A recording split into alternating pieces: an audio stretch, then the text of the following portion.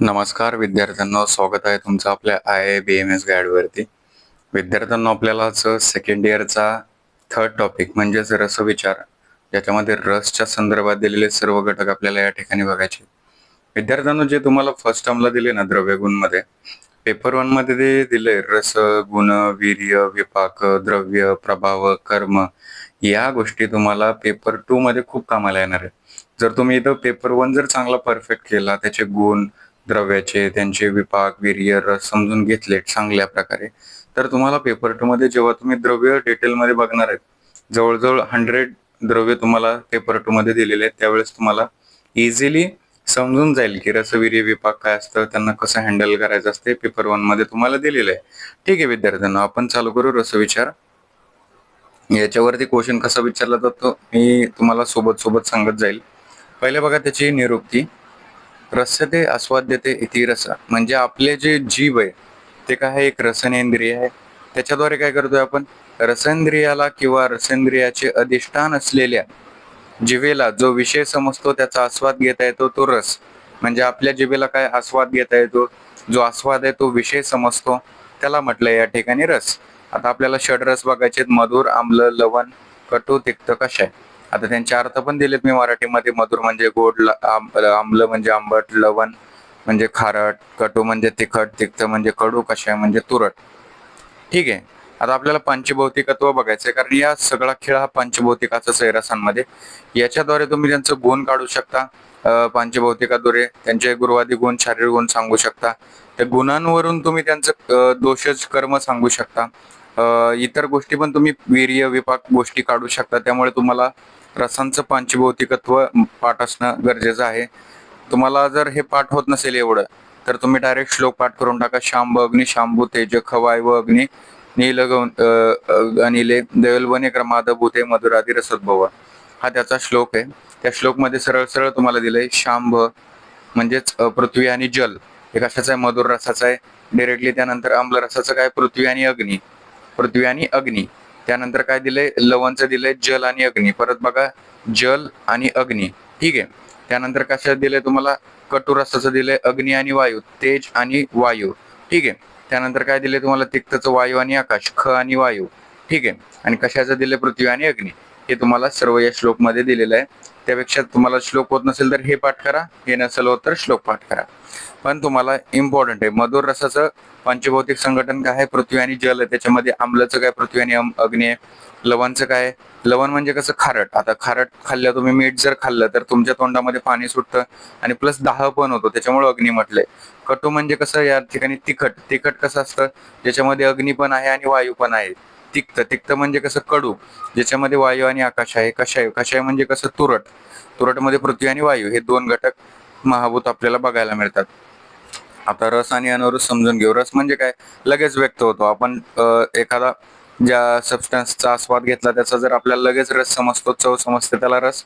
आणि जो लवकर समजत नाही किंवा उशिरा समजतो, त्याला म्हणायचं अनुरस. ठीक आहे. अव्यक्त स्वरूपात असतो तो. आता रसदोषी संबंध हे जे आहे ना, ते आपल्याला या नेक्स्ट स्लाइड मध्येच बघायचं आहे. इथं नका समजून घेऊया, डिटेलमध्ये मी तुम्हाला दिलेलं आहे ते पुढं. आता रस ऋतू दोष, रस ऋतू संबंध आपल्याला या ठिकाणी बघायचा आहे. रस ऋतू संबंध, कधी कधी तुम्हाला रस ऋतू संबंध विचारला जातो किंवा रसांचं पंचभौतिक संघटन विचारलं जातं. असं कम्पॅरेटिव्ह किंवा रिलेटिव्ह क्वेश्चन तुम्हाला विचारले जातात. आता रस ऋतू संबंध जो आहे, आता शिशिर, वसंत, ग्रीष्म, वर्षा, शरद, हेमंत, हा सिक्वेन्स मी तुम्हाला 6 ऋतूंचा या ठिकाणी दिलेला आहे. आणि या 6 ऋतूंचा जो सिक्वेन्स आहे, यांच्यानुसार त्यांचं त्या त्या ऋतूमध्ये कोणत्या भूताचं, महाभूताचं आधिक्य असते समोर दिलेलं आहे. शिशिर ऋतूमध्ये वायू आणि आकाश या महाभूताचं आधिक्य असतं. मग त्या महाभूताच्या आधिक्यावरून त्या ऋतूमध्ये कोणत्या रसाची उत्पत्ती होते, या ठिकाणी मी त्यांच्या समोर दिले. आता शिशिर ऋतू कुठून कुठपर्यंत असतो, इकडे मी तुम्हाला मंथ कम्पॅरिझनला दिलेत, जेणेकरून तुम्हाला ते कम्पेअर पण करता यावं. शिशिर ऋतू आहे. शिशिर ऋतूमध्ये वायू आणि आकाश या महाभूताचं आधिक्य असतं. आता मित्रांनो, वायू आणि आकाश हे जे महाभूत आहे, ते कोणत्या रसाची उत्पत्ती करू शकतात, तिक्त. तिक्त रसाचं महाभूता कोणत्या आहेत, वायू आणि आकाशाचे आहेत. त्यामुळं शिशिर ऋतूमध्ये तिक्त रसाची उत्पत्ती होते. म्हणूनच मी तुम्हाला चॅप्टरच्या स्टार्टिंगला सांगितले कोणत्या रसाचं तुम्हाला पांचभौतिक संघटन माहित असणं गरजेचं आहे. त्या पांचभौतिक संघटनावरूनच तुम्ही सर्व काही रस, गुण, वीर्य, विपाक, प्रभाव, दोषज कर्म या सर्व गोष्टी काढू शकता. त्यानंतर वसंत ऋतूमध्ये वायू आणि पृथ्वी या महाभूतांचं आधिक्य असतं. वसंत ऋतूमध्ये म्हणजेच तो मार्च आणि एप्रिलचा महिना असतो.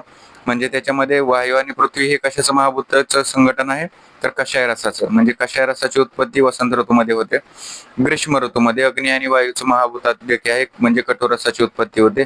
वर्षा ऋतूमध्ये पृथ्वी आणि अग्नी महाभूताधिक्य कोणत्या रसामध्ये, तर आम्ल रसामध्ये. शरद ऋतूमध्ये अग्नी आणि जल, त्याच्यामध्ये लवण रस. हेमंत मध्ये पृथ्वी आणि जल, त्याच्यामध्ये मधुर रस. त्यानंतर कधी कधी क्वेश्चन एकदा आलेला आहे, रसवर्गीकरण वर्ग आहे त्याचे. तर त्याचे रसांचे दोनच वर्ग आहेत, सौम्य रस आणि आग्नेय रस. सौम्य म्हणजे कसे, सॉफ्ट, मृदू, मधुर, तिक्त आणि कषाय. आणि आग्नेयमध्ये कटू, आम्ल, लवण, जे दाह करतात, पित्तजनक आहेत, विदाई आहेत, मूर्छाजनक आहेत. आणि याच्या विरुद्ध कसं आहे ते कर्म, सौम्य वर्गाचं मूर्छा शमन आहे, अविदाई आहेत, पित्तशामक आहेत या ठिकाणी. ठीक आहे. आणि जे सौम्य वर्ग आहेत ते त्यांचं गुण कसा आहे, शीत आहे. आणि जे आग्नेय वर्गवाले आहेत ते कसे आहेत, उष्ण गुणाचे आहेत. ठीक आहे. त्यानंतर बघा आता, हा इम्पॉर्टंट, मगाशी मी तुम्हाला एक पॉईंट स्किप केला होता, तो इथं बघायचा आपल्याला. इम्पॉर्टंट पॉईंट पहिले समजून घ्या. रस ऋतू दोष संबंध डिरेक्टली दिले, तिन्ही पण एका ह्याच्यातच दिले तुम्हाला. एका ह्याच्यात एक ट्रिक पण या ठिकाणी तुम्हाला कळेल कम्पॅरेटिव्हली. बघा, पहिले तर मी ऋतू तुम्हाला लर्न करायचे सिक्वेन्स मध्ये. शिशिर, वसंत, ग्रीष्म, वर्षा, शरद, हेमंत हे ऋतू तुम्ही सिक्वेन्स मध्ये लर्न केले. आता तुम्हाला त्या ऋतूमध्ये कोणत्या रसाची उत्पत्ती होती ते इकडच्या साईडला लिहायचंय. ठीक आहे. कोणत्या रसाची उत्पत्ती होते त्यानुसार तुम्हाला लिहायचंय. म्हणजे तुम्हाला ऋतू आणि रसाचा संबंध समजला. आता विद्यार्थी मित्रांनो, तुम्हाला एक गोष्ट लक्षात ठेवायची, जो सिक्वेन्स तुम्ही लिहिला, शिशिर, वसंत, ग्रीष्म, वर्षा, शरद, हेमंत, याच्यामध्ये तुम्हाला आता प्रकोपाचे 3 जे दोष आहेत, ज्या 3 दोषांचे प्रकोप या ठिकाणी होत आहेत, ते 3 ऋतू फक्त तुम्हाला लक्षात ठेवायचे. जसं वसंत मध्ये कफाचा प्रकोप होतो, वर्षामध्ये वाताचा प्रकोप होतो, शरद मध्ये पित्ताचा प्रकोप होतो. आता विद्यार्थी मित्रांनो, हे 3 गोष्टी जेव्हा तुम्ही लक्षात ठेवता, आता वसंत मध्ये कफाचा प्रकोप झाला, तर त्याच्या आधीच्या ऋतूमध्ये त्याचा संचय होतो आणि त्याच्यानंतरच्या ऋतूमध्ये त्याचं शमन होतं. म्हणजे वसंत ऋतूमध्ये काय सांगितलं, कफाचा प्रकोप होत असेल, तर शिशिर मध्ये काय होत असेल, कफाचा संचय होत असेल, बरोबर. आणि ग्रीष्म मध्ये काय होत असेल, कफाचं शमन होत असेल, बरोबर. सेम तसंच आता वर्षा ऋतूमध्ये वाताचा प्रकोप होतोय, म्हणजे ग्रीष्म ऋतूमध्ये काय होईल रे, वाताचा संचय होईल या ठिकाणी, बरोबर. वाताचा संचय होईल.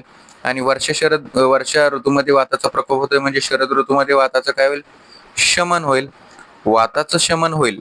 पण या ठिकाणी पित्ताचा प्रकोप व्हायला सोबतच शरद ऋतूमध्ये. पित्ताचा प्रकोप या ठिकाणी शरद ऋतूमध्ये होतोय, म्हणजे वर्षा ऋतूमध्ये काय होईल, पित्त संचय होईल, बरोबर. आणि हेमंत ऋतूमध्ये काय होईल, पित्ताचं शमन होईल. समजलं. हे झालं तुमचं रस ऋतू दोष संबंध. डिरेक्टली तुमचा एक एसक्यू या ठिकाणी कंप्लीट झाला. कधी कधी क्वेश्चन विचारला जातो, आणि जरी विचारला नाही तरी ऍज अ तुम्ही डॉक्टर, तुम्हाला या गोष्टी लक्षात असल्या पाहिजे. तुम्ही जेव्हा एखाद्या पेशंटवरती चिकित्सा करताल, त्याची प्रकृती दोष समजून तुम्हाला त्या ऋतूनुसार तुम्हाला चिकित्सा करता आली पाहिजे. ठीक आहे विद्यार्थी मित्रांनो. यानंतर हे सर्व तेच दिलं मी जे तुम्हाला आतापर्यंत सांगितलं. ठीक आहे. आता हे त्यानंतर बघा, रस दोष संबंध बघायचा आपल्याला. आपण वर बघितला कोणत्या ऋतूमध्ये कोणत्या रसाची उत्पत्ती होते हे तर बघितलं. आता बघायचं आपल्याला रसाचा आणि दोषांचा संबंध. कोणत्या रसामुळे कोणत्या दोषाची वृद्धी किंवा क्षय होतो या ठिकाणी बघायचंय. मधुर, आम्ल, लवण, कटू, तिक्त, कषाय हा एक सिक्वेन्स लिहायचा. सिक्वेन्स लिहिल्यानंतर बघा, हे ट्रिक सांगतो तुम्हाला. पहिले 3 जे रस आहेत, मधुर, आम्ल, लवण, ते कफवर्धक आहेत. त्यानंतर आम्ल पासून खालचे 3, आम्ल, लवण, कटू, हे 3 जे रस आहेत ते पित्तवर्धक आहेत. आणि जे कटू पासून खालचे 3 आहेत, कटू, तिक्त, कषाय, हे वातवर्धक रस आहेत. पहिले तुम्ही सिक्वेन्सला मधुर, आम्ल, लवण, कटू, तिक्त, कषाय, पहिले 3 काय कफवर्धक, दुसरे 3 काय आम्ल पासून खालचे पित्तवर्धक, आणि वातवर्धक कुठले आहेत, कटू, तिक्त, कषाय आहेत. ठीक आहे. हे तुम्हाला समजलं या ठिकाणी. आता मग तुम्ही म्हणसाल की सर वर्धक तर समजले, कफवर्धक, पित्तवर्धक, वातवर्धक. आता कफक्षयकर, पित्तक्षयकर किंवा वातशामक, कफशामक, पित्तशामक कोणते आहेत? आता विद्यार्थी मित्रांनो, जे कफवर्धक आहेत, कफवर्धक जे आहेत ते 3 सोडून बाकीचे जे 3 आहेत ते कफशामक आहेत. तसं सेम पित्तवर्धक मध्ये जे 3 रस आहेत पित्तवर्धक करणारे, ते 3 सोडून बाकीचे जे 3 आहेत ते पित्तशामक आहेत. आणि वातवर्धक मध्ये पण सेम, जे 3 रस दिलेले आहेत ते 3 रस सोडून बाकीचे जे ते वातशामक आहेत. समजलं? हे तुमची एक ट्रिक झाली या ठिकाणी आणि हे पण इम्पॉर्टंट आहे. तुम्ही जेव्हा पेशंटला चिकित्सा करता तुम्हाला या गोष्टी माहीत असणं गरजेचं आहे आणि याच्यावरती SAQ येतो आणि आलेला पण आहे. आता आपण बघू जे षडरस आहेत त्यांचं आपण बघू लक्षण, गुणकर्म आणि अतियोग हे आपण डिटेलमध्ये बघू. आता तुम्हाला यावेळेस तुम्हाला एक लक्षणांचा एक श्लोक लर्न करायचा आहे, पाठ करायचा आहे आणि महाभूताध्यक्य जे पंचमहाभौतिक संघटन आहे त्या रसाचं त्याच्यावरून तुम्हाला गुण धर्म सांगायचे आणि इतर कर्म तुम्हाला लर्न करायचे. ज्यावेळेस तुम्ही पेपर 2 चे द्रव्य लर्न करसाल, पाठ करसाल, त्यावेळेस जेव्हा तुम्ही त्यांचं कर्म सांगसाल, कर्म तुम्हाला या रसांवरून सांगता आले पाहिजेत. गुणधर्मावरून तुम्हाला त्यांचं रसवीर्य विपाक काढता येऊ शकेल. ठीक आहे. आता बघा मधुर रस. मधुर रसाचा तुम्हाला लक्षणांचा एक श्लोक पाठ करायचा आहे. स्नेहन प्रीणनम हार्द वै रूपलभ्यते मुखस्य मधुराश्च व्यापनो लिप्न्यांतीच. म्हणजे याच्यामध्ये तुम्हाला सांगितले लक्षणांमध्ये आता मधुर रस तुम्ही साखर जर खाल्ली मुखात घातल्यावर सर्वत्र पसरतो, तोंडाला आतून लेपाप्रमाणे लागतो. परिणाम काय होतं? स्नेहन होतं, तृप्ती होती, पूर्ण होतं, आल्हाददायक म्हणजे कसं आरामदायक, प्रसन्न वाटतं एकदम. आता गुणधर्म. गुणधर्म सांगत असताना पहिले तुम्ही त्याचं महाभूताध्यक्य लिहायचं. मधुर रसाचं महाभूताध्यक्य काय असतं? जल आणि पृथ्वी. या ठिकाणी मी लिहिलंय बघा, जल आणि पृथ्वी. मग त्याचे गुण गुण कशावरनं सांगायचे? महाभूताध्यक्यावरनं सांगायचे. आता ही जल आणि पृथ्वी हे जे महाभूत दिलेले आहेत त्या जल आणि पृथ्वी महाभूतामध्ये कोणकोणते गुण येतात तुम्ही सांगू शकता? तर जल जे महाभूत आहे त्याच्यामध्ये गुण कोणकोणते असतील? स्निग्ध असेल, क्लेद असेल. पृथ्वीचा गुण कोणता असतो? गुरु असतो. ठीक आहे. हे गुण तुम्ही आता गुणामध्ये लिहायचे. विपाक. कधी पण मधुर रसाचा विपाक मधुर असतो. म्हणजे मधुर रस, मधुर आणि लवण रस दोन्हीचा विपाक कसा असतो? मधुर विपाक असतो, हे लक्षात ठेवा. त्यानंतर आम्लरस जो असतो, आम्लरसाचा विपाक आम्ल असतो. आणि कटु तिक्त कषाय, कटु तिक्त कषाय तिन्ही पण जे रस आहेत त्या तिन्हींचा विपाक कसा असतो? कटु असतो. समजलं? मधुर लवण रस असतील तर मधुर विपाक ही गोष्ट या ठिकाणीच लक्षात ठेवा. म्हणजे तुम्हाला रसांवरून विपाक तर काढता आले. मधुर लवण रसांचा विपाक मधुर, आम्ल रसाचा विपाक आम्ल, कटु तिक्त कषाय रसाचा विपाक कटु. म्हणजे बघा विपाक या ठिकाणी मधुर तुम्हाला दिलेला आहे. म्हणजे रस मधुरचा विपाक मधुर आहे. वीर्य या ठिकाणी शीत दिलेला आहे. आता हे विपाकवरून वीर्य कसं काढायचं मी तुम्हाला इंटर रिलेशन रसवीर्य विपाक या चॅप्टर मध्ये दिलेलं आहे, हे पण आपण बघू लगेच. ठीक आहे. कर्म बघा, दोषानुसार कर्म आता तुम्ही सांगू शकता ना रे विद्यार्थ्यांना. मी तुम्हाला काय सांगितले पहिले सिक्वेन्सला मधुर, आम्ल, लवण, कटु, तिक्त, कषाय. मग मी तुम्हाला मधुर, आम्ल, लवण पहिले 3 जे रस सांगितले ते काय सांगितलेत? कफवर्धक. म्हणजे तुम्ही सांगू शकता इथं दोषानुसार त्यांचं कर्म काय? मधुर रस हा कफवर्धक आहे. मग जेव्हा आपण आम्ल रस शिकू किंवा लवण रस शिकू, मधुर, आम्ल, लवण तिन्ही रस कसे आहेत? तिन्हींचं कर्म कसं असेल? कफवर्धक दोषानुसार. आता मला सांगा, हे कफवर्धक आहे म्हणजे बाकीचे जे पित्त आणि वात असतील ते कसे असतील? शामक असतील ना. हे रस जे असतील हे 3 रस कसे आहेत? कफवर्धक आहेत. म्हणजे बाकीचे जे दोष आहेत पित्त आणि वात त्यांच्यासाठी कसे रस असतील? शामक असतील. ठीक आहे. मग तुम्ही इथं कफवर्धक लिहू शकता, पित्त शामक लिहू शकता आणि वात शामक लिहू शकता या ठिकाणी. ठीक आहे. आता धातू मध्ये तुम्हाला लक्षात ठेवायचे, हा जो मधुर रस आहे तो सप्तवात धातुवर्धक आहे, ओजवर्धक आहे. आणि मल कसा होतो तयार? याच्यामध्ये सृष्टमूल प्रवृत्ती आहे.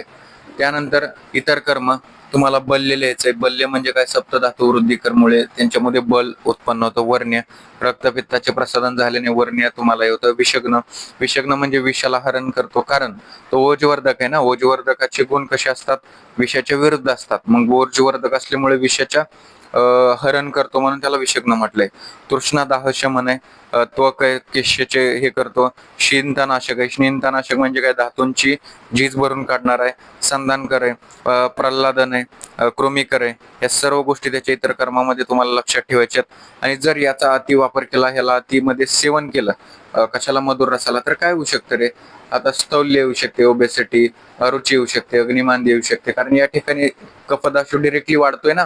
कफदाशू वाढला तर पित्त कमी होईल, पित्त कमी झाला तर अग्निमांद्य होईल, अरुची होईल, अल्सक होईल, झोप जास्त येईल, प्रमेय होईल, अर्बुद होईल, नेत्राभिषंद, क्रोमिय, गंडमाळ, ज्वर आणि प्रसेक या गोष्टी तुम्हाला बघायला भेटतील. म्हणजे जे पण कफदोष वृद्धी झाल्यावर गोष्टी बघायला भेटतात त्या ठिकाणी सर्व तियोग लक्षणे तुम्हाला या ठिकाणी बघायला भेटतील. ठीक आहे. त्यानंतर बघा आम्लरस. आम्लरसाची उत्पत्ती कोणत्या महाभूतावरून होते ते तुम्हाला सांगायचंय. आता पहिले तर आम्लरसाचे महाभूताध्यक्ष कशामध्ये असतात? पृथ्वी आणि अग्नी. पृथ्वी आणि अग्नी हे महाभूत जे आहेत त्यांच्यापासूनच आम्लरस तयार झालेला आहे. ठीक आहे. लक्षणे बघा, दंतहर्षान्मुख स्त्रावात, स्वेदनान्मुख बोधनात, विदाहाच्यास्य कंठस्य प्राश्विलान रसवदेत. ठीक आहे, म्हणजे दात आंबट करतो, लालास्त्र उत्पन्न करतो. बघा ना, आम्लरस म्हणजे कसा, आवळा जर तुम्ही खाल्ला तर तुमच्यामध्ये काय होतात, दात आंबतात. लालास्त्र म्हणजे लाळ येते आपल्यामध्ये, पाणी सुटतं तोंडामध्ये. घाम आणतो म्हणजे बोध, चवीची जाणीव करून देतो. कंठ प्रदेशात दाह निर्माण करतो आपल्या. गुणधर्म बघा त्याचे. आता पहिले तर महाभूताधिक्य सांगा, पृथ्वी आणि अग्नी. त्यानंतर पृथ्वी आणि अग्नीमध्ये गुण कोणते येतात? पृथ्वीचा गुण पृथ्वीचा कोणता गुरु, अग्नीचा कोणता सांगता येईल तुम्हाला? उष्ण आणि तीक्ष्ण, हे तुम्हाला गुण सांगता येतील. म्हणजे तुम्हाला महाभूतावरून गुण सांगता आले. त्यानंतर आता हे विपाक, विपाक तुम्ही कशावरून सांगताल? रसावरून. आम्लरसाचा विभाग असतो आम्ल, मी पहिल्या स्लाइड मध्ये सांगितलं होतं. वीर्य काय असणार? उष्ण. आम्लरस आहे म्हटल्यावर काय असणार त्याचं? उष्ण वीर्य असणार. कर्म, दोषानुसार कर्म सांगा. आता मग लिहा परत. मधुर, आम्ल, लवण, कटू, तिक्त कसे आहे? पहिले 3 रस काय आहेत? कफवर्धक. मधुर, आम्ल, आम्ल त्याच्यामध्ये येतोय म्हणजे हा कफवर्धक आहे. बरोबर बरोबर. रस दोष संबंधामध्ये इथं काय झालं? कफवर्धक झाला. परत इथं जो दुसरा रस आहे कफ, दुसरा कुठला होता? पित्त. पित्तामध्ये काय तर आम्ल, लवण आणि कटू. म्हणजे इथं काय म्हणता येईल तुम्हाला? पित्त वृद्धिकर पण हा रस म्हणता येईल याला. राहिला कोणता? वात. वातामध्ये हा रस येत नाही म्हणून काय म्हटलंय? वात शामक आहे. पित्त आणि कफ वृद्धिकर आहेत. ठीक आहे. पित्तवृद्धीमुळे काय होतं? रक्तवृद्धी होते आणि धातुबल वाढतं. धातूचं या ठिकाणी समजलं तुम्हाला. मलाच काय? लोमन आणि मूत्रवृद्धी करतो. ठीक आहे. कशामुळे? तर कारण त्याच्यामध्ये गुण कोणता आहे? आम्लरसाचा आम्ल गुण आहे याच्यामध्ये. तुम्हाला समजलं. गुणधर्म समजले. गुणधर्म म्हणजेच काय? त्याच्यामध्ये गुण, विपाक, वीर्य, कर्म, दोषानुसार कर्म, त्यानंतर धातूनुसार कर्म, मलानुसार कर्म, या गोष्टी तुम्हाला या ठिकाणी लिहायचे असतात. त्यानंतर इतर याच्यामध्ये मग कर्म बघा आता. रोचन, अग्निदीपन, शक्ती, उत्साह, हृदय, मुक्क, स्त्रावन, अन्नपचन, जरण. जरण म्हणजेच काय? अन्नपचनास मदत करतो. आणि याच्यामुळे होणारे अतियोग बघा, म्हणजे जर आपण आम्लरस जर अतिसेवन केला तर आपल्याला तृष्णा, अशक्त माणसात शोध. शोध म्हणजे काय? सूज. रक्तपित्त प्रकोपजन्य आहे कारण त्याच्यामध्ये आम्लरस प्रधान आहे आणि पित्ताची वृद्धी करतो म्हणून तसं म्हटलंय. मग असं रक्तपित्त प्रकोपजन्य लक्षणे काय असतात? विसर्प असतं, फिक्कटपणा, अंधेरी येते, डोके गरगरतं, अंगावर सूज येते, ताप, फोड, लाल असे फोड येतात. ठीक आहे. हे आपल्याला काय सांगितले? आम्लरसाचं अतिसेवन केल्यामुळे होणारे अतियोग. त्यानंतर बघा लवण रस. लवण रसामध्ये तुम्हाला पहिले लिहायचे उत्पत्ती बघा. त्याची उत्पत्ती कशापासून होईल? महाभूताधिक्य. लवण रस म्हणजेच कसा? खारट, मीठ. मीठ जेव्हा तुम्ही खाता तुमच्या तोंडाला पाणी सुटतं, बरोबर, म्हणून जल. आणि तुमच्या मुखामध्ये, कंठामध्ये दाह होते म्हणून अग्नी महाभूत. जल आणि अग्नी महाभूतापासून त्याची उत्पत्ती झालेली आहे. लक्षणे बघा. प्रलीयन क्लेद विषंद मार्दव कुरुते मुखे, य शीघ्रम लवणोज्ञेयस विदाहन्मुखस्य. म्हणजे ही जी लक्षणे सांगितलेली आहे श्लोकामध्ये, त्यांचा अर्थ बघा. तोंडात लगेच विरघळतो. ठीक आहे. प्रलीयन, क्लेद विषंद मार्दव, लालास्त्रव करतो. त्यानंतर तोंडात मृदुता आणतो. ठीक आहे. आणि मुखात, कंठात दाह निर्माण करतो, विदाहन मुखस्य. ठीक आहे. गुणधर्मामध्ये बघा, पहिले तुम्ही त्याचं काय लिहिचाल? पहिले लिहायचंय तुम्हाला त्याचं महाभूताधिक्य. काय आहे रे? जल आणि पृथ्वी. इथं लिहिलं महाभूताधिक्य. उत्पत्ती पण लिहायची, पण इथं महाभूताधिक्य पण लिहायचं. महाभूताधिक्य काय? जल आणि अग्नी. जल आणि अग्नीचे गुण काय असतात? आता जल आहे म्हणजे कसं आहे? स्निग्ध आहे. ठीक आहे. अल्प गुरु आहे. अग्नी म्हटल्यावर कसं? उष्ण तीक्ष्ण आहे. ठीक आहे. तुम्ही महाभूतावरून गुण लिहिले. आता विपाक त्याचा रसावरून लिहा. रस कोणता आहे त्याचा? लवण रस आहे. लवण रसाचा विपाक कोणता असतो? मधुर. मी तुम्हाला पहिल्या स्लाइड मध्ये सांगितलं. वीर्य कसं आहे? उष्ण आहे याचं. कर्म दोषानुसार बघा. परत दोषानुसार आलं कर्म येतं. दोषानुसार कर्म सांगत असताना धातूनुसार, मलानुसार तुम्हाला पहिले हा टाकता येणं गरजेचं आहे. मी परत ते चार्ट रिवाइज करतोय. मधुर, आम्ल, लवण, कटू, तिक्त, कषाय. पहिले 3 कफवृद्धिकर, आम्लपासून खालचे 3 पित्तवृद्धिकर आणि परत कटू, तिक्त, कषायापासून वातवृद्धिकर. जेव्हा हे मधुर, आम्ल, लवण रस आहे ते कफवृद्धिकर आहेत. हे 3 सोडून बाकीचे 3 जे आहेत ते कसे आहेत? कफशामक आहेत. समजलं आता? म्हणजे मग तुम्हाला सिक्वेन्स पहिले लक्षात ठेवा. मधुर, आम्ल, लवण, कडू, तिक्त, कषाय. पहिले 3 कफवृद्धिकर, बाकीचे उरलेले 3 जे आहेत कफशामक. तसंच इथं दिले दोषानुसार वात कसा असेल? आता हे वात, आता मला सांगा कोणता रस बघतोय आपण? लवण रस बघतोय, बरोबर. मग लवण रस बघत असताना मी काय सांगितलं होतं? मधुर, आम्ल, लवण. लवण 3 नंबरला येतं म्हणजे पहिले 3 मध्ये कफवर्धक आहे. आणि खालचे कटु तिक्त कसे आहेत, शेवटी राहिलेले हे कसे आहेत, तुमचे वातवर्धक आहेत. म्हणजे लवण रस तर कफवर्धनामध्ये येतो, म्हणजे जे वातवर्धनचे रस आहेत त्यांच्यामध्ये लवण रस येत नाही. म्हणजे लवण रसांचे वर्धनाचे रस सोडून बाकीचे जे 3 रस आहेत ते कसे आहेत, शामक आहेत. म्हणून इथं वातग्न म्हटलंय या ठिकाणी. पित्तामध्ये कसं येईल, हा पित्तामध्ये रस येतोय कारण आम्ल, लवण आणि कटू हे रस कसे आहेत, पित्तवर्धक आहेत. पित्तवर्धक पण आहे, कफवर्धक पण आहे. कारण परत धातूवर कसा परिणाम करतोय, धातू क्षय करे. आणि मल कसा आहे, सृष्टी बिनमूत्र. हे तुम्हाला धातू आणि मलाचं तुम्हाला लन करायचंय, पण दोषानुसार जे कर्म आहे तुम्ही त्या चार्टनुसार सांगू शकता. बाकी गुण, वीर्य, विपाक तुम्ही काढू शकता त्या चार्टवरून. इतर कर्म बघा, रोचन, दीपन, छेदन, भेदन, संगाथर, त्यांचे अर्थ मी तुम्हाला दिलेत. रोचन म्हणजे काय, लालास्त्रव करून आहाराला रुची आणतो. दीपन म्हणजे पाचन. छेदन म्हणजे दुष्ट कफाचा नाश करतो. भेदन म्हणजे क्लेदन कार्यास बद्धमलाचे भेदन करतो. संगाथर दोष धातुमलांची संगात नष्ट करतो. ठीक आहे. आणि त्यानंतर त्याचा अतियोग काय सांगितलाय, अतियोग बघाय तुम्ही वर दिलाय तुम्हाला, सॉरी इथं दिलाय लवण रसाचा अतियोग. तृष्णा, मूर्छा, शोथाचे विदारण, म्हणजे आपलं सूज येते आणि सूज मधून काय होतं, पाणी बाहेर पडतं. त्यानंतर दात पडू शकतात, त्वचेला सुरकुत्या पडू शकतात, केस पिकतात, गळतात, खाज, वैवर्ण्य, सूज अशी अतियोग लक्षणं आपल्याला अतिसेवन केल्यामुळे दिसून येतात. आता बघा कटुरस. कटुरसाचं महाभूतात देखील काय, अग्नी आणि वायू या रसांच्या उत्पत्ती रसांमुळे अग्नी आणि वायू या महाभूताध्यक्षमुळे कटुरसाची उत्पत्ती या ठिकाणी झालेली आहे. लक्षणे बघा, सव्य, जयोद्य, रसन आणि पात्य, तुदती, उच्च, विधानमुख, साक्षी, संत्रावी, सकट, स्मृत. जर तुम्हाला श्लोक पाठ होत नसतील तर सरळ त्याची लक्षणे पाठ करून टाका. म्हणजे कटुरसाची सेवन केल्यानंतर काय लक्षणे दिसतात, स्पर्श झाल्यास जीभ भासते. कटू म्हणजे काय रे, तिखट.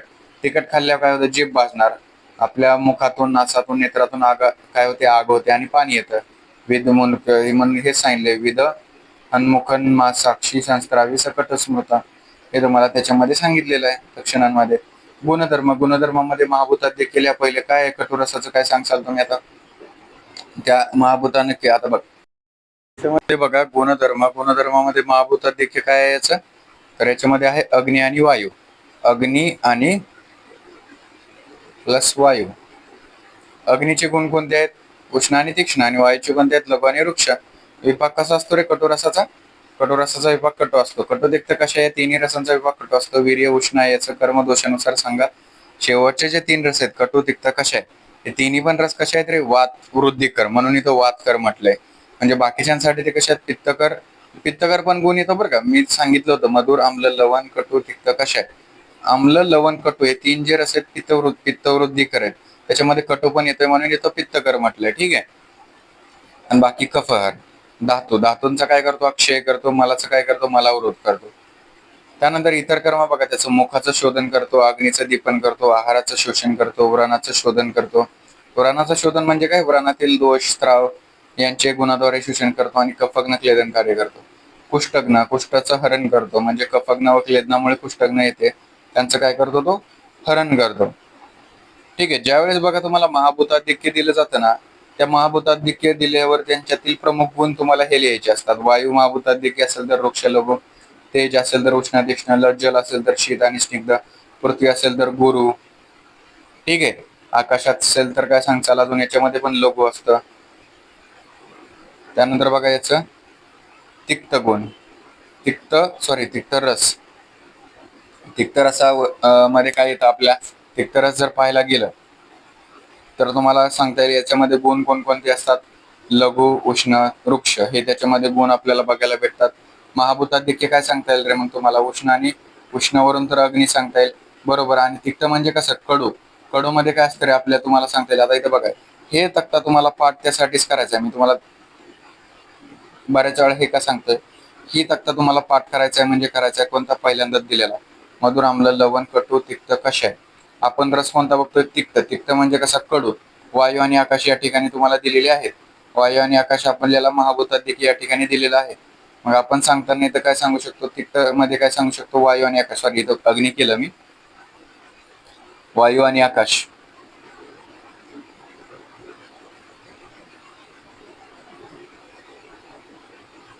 ठीक आहे. लघु कशाचा गुण सांगितलाय या ठिकाणी, वायूचा सांगितलाय. आणि लघु आणि उष्ण दोन्ही वायूचे गुण सांगितले. तर वृक्ष कशात सांगितलाय, आकाशाचा गुण सांगितलाय या ठिकाणी. ठीक आहे. त्यानंतर बघा विपाक जो सांगितलाय याच्यामध्ये कटू सांगितलाय, वीर्य कसं सांगितलंय, शीत सांगितलंय. कटू रसायन म्हटल्यावर त्याचा विपाक कसा असेल, सॉरी तिक्त रसायन म्हटल्यावर त्याचा विपाक कसा असेल, कटू असेल. कारण तिक्त कटू कसे आहे, तिन्ही रसांचा विपाक कसा असतो, कटू. वीर्य उष्ण सांगितले. कर्मदोषानुसार बघा आता ते कटू तिक्त कटू कसे आहे, सॉरी कटू तिक्त कसे आहे, कसे तिन्ही पण वात वृद्धी करेत. बाकी पित्त शामक आहेत आणि कफ शामक आहेत. धातू परस्पर विरुद्ध गुणांचा ऱ्हास करतात, हे धातूंचं हे सांगितलेलं आहे. इतर कर्मामध्ये बघा रोचन, विषग्न, क्रोमेग्न, मूर्छा, व्रणशोधन, ज्वरग्न, शोषण. मूर्छा म्हणजे दाह शमन करतो या ठिकाणी. त्यानंतर लक्षणे बघा त्याची, लक्षणे काय सांगितले तुम्हाला याच्यामध्ये, तुम्हाला कर्म अगोदर दिलेले. ठीक आहे, लक्षणे खाली दिले त्याच्यामध्ये. लक्षणे बघा प्रतिअंती निपातेचे शोरसने स्वदतेनाच्या रसतिक्त मुख वैषध्य शोष प्रल्हादक कारक. जिभेची श्वास क्षमता नाहीशी करतो, तोंड स्वच्छ करतो, शोषण करतो, स्फूर्तिदायक आहे, अप्रिय चवीचा आहे. हे सर्व लक्षण आपल्याला कशाची दिलेले आहेत, तिक्त रसाचे दिलेले, तिक्त रस. ठीक आहे. त्यानंतर अतियोग बघा त्या धातूचं सॉरी त्या रसाचं जर जास्त सेवन केलं तर काय होतं, धातूंचे शोधन होतं, स्त्रोतसांमध्ये खरत्व येतं, बल कमी होतं, कृशता येते, ग्लानी वाढते, मोह निर्माण होतो, आपलं तोंड वाकडं होऊ शकतं, शिरशूल, शिरकंप हे सर्व अतियोग लक्षणे आपल्याला यामध्ये दिसून येतात. त्यानंतर कशा रस जो शेवटचा रस दिलाय, उत्पत्ती कोणत्या महाभूताधिक्यामुळे झाली, वायू आणि पृथ्वी. वायू आणि पृथ्वी, हा इथं दिलेलं आहे तुम्हाला वायू आणि पृथ्वी. लक्षणे काय सांगितलेत, वैशद्य स्तंभ जार्य रसनम योजे यद्रसम बंधातिवचय कंठकषायाचं विकासपी. जर तुम्हाला श्लोक लन होत नसतील तर तुम्हाला डायरेक्ट लक्षण पाठ करून टाका. काय होतं कशा रस म्हणजे, आता तुरट तो म्हणजे तुम्ही तुरट काहीतरी खाल्लं, तुमच्यामध्ये काय ते स्तब्धता येते, जडपणा येतो, विषदता येते, गळ्यात आवळल्याप्रमाणे वाटतं, म्हणजे विकासी आणि धातूंमधील ओजाच्या पिच्छल गुणाचा नाश होतो, हृदयात जडपणा येतो. ठीक आहे. गुणकर्म बघा आता ह्याच्यामध्ये कोणता, वायू आणि पृथ्वी सांगितलंय तुम्हाला, वायू प्लस पृथ्वी या महाभूताधिक्यावरूनच तुमचे गुण आले. आता लघु, लघु कशाचा गुण सांगितलाय, वायूचा सांगितला, आणि वृक्ष पण कशाचा गुण सांगितलाय, वायूचा, आणि गुरुगुण कशाचा सांगितलाय, पृथ्वीचा. विपाक कसा असेल रे, कशा रसाचा, कटू. वीर्य कसा असेल, शीत असेल. कर्म दोषानुसार. आता हा जो रस आहे कशा रस काय करतो, म्हणजे शेवटचे जे 3 रस आहेत, कटू, तिक्त, कशा ते कशात, वातकर. आणि बाकीच्या दोषांसाठी कशा आहेत, शामक आहेत, कफ आणि पित्तासाठी. धातू कसा आहे, धातू गतीमध्ये अडथळा आणतो, स्तंभन करतो, रक्तस्तंभन, धातू संधानकर करतो. इतर कर्म काय, संग्राही, व्रण, रूपन, स्तंभन, लेखन, प्रसादन, संधानकर. हे विद्यार्थी मित्रांनो कर्म तुम्हाला पाठच करायचे. जेव्हा तुम्ही द्रव्य पेपर 2 मध्ये द्रव्य लिहिचाल त्यावेळेस तुम्हाला काय काय करायचं असतं, एखादा द्रव्य आहे समजा, आता इथे शतावरी आता एक द्रव्य आहे, हे पेपर 2 मध्ये तुम्हाला सगळं द्रव्यच आहे, तर तुम्हाला त्याचं लॅटिन नेम करायचं असतं, त्याची फॅमिली करायची असते, त्याचं रसपंचक म्हणजेच काय, रस, गुण, वीर्य, विपाक, प्रभाव, कर्म, हे गोष्टी तुम्हाला त्यामध्ये करायच्या असतात. त्यानंतर तुम्हाला त्याचा विशिष्ट योग लिहायचा असतो, आम्ही एक प्रयोग लिहायचा असतो. म्हणजे हे जे रसपंचक आहे, रसपंचक तर तुम्हाला याच्यावरून या चॅप्टरवरून शिकायला भेटेलच, पण तुम्ही जे कर्म लिहिणार आहे त्याच्यामध्ये कर्म जे लिहिणार आहे ते तुम्हाला पाठ असले पाहिजे. जर तुम्हाला समजलं की त्या द्रव्याचा रस कोणता आहे, त्या रसावरून तुम्ही पंचभौतिक संघटन लिहा, त्या पंचभौतिक संघटनावरून तुम्ही त्याचे गुण लिहा, त्या गुणावरून तुम्हाला वीर्य सांगता येईल, वीर्यावरून विपाक सांगता येईल. म्हणजे सर्व कसे इंटरलिंक्ड आहेत. तुम्हाला फक्त रस समजला की तुम्ही त्याचं सर्व काही लिहू शकता. तुम्ही कर्म त्याचे पाठ करा. त्यानंतर अतियोग लक्षणे बघा, हृदशूल, हृदयामध्ये दुखणं होतं, तोंडातून शब्द फुटत नाहीत, स्त्रोत संकोच होतं, पोट फुगतं, मलावष्टंभ होतो, त्वचा काळवंटे. या सर्व गोष्टी आपल्याला कशा रसाच्या सांगितलेल्या.